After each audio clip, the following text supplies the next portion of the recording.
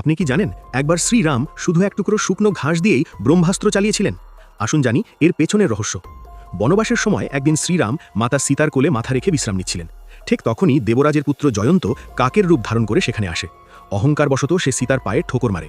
সীতা সঙ্গে সঙ্গে ব্যথা অনুভব করে বুঝতে পারেন এটি সাধারণ কাক নয়। তিনি বলেন, কে তুমি? নিজের আসল রূপে সামনে এসো। তখন জয়ন্ত নিজের আসল রূপে এসে বলে, দেবী, আমি ইন্দ্রপুত্র জয়ন্ত, আপনার চরণ স্পর্শ করে আশীর্বাদ নিতে চেয়েছিলাম।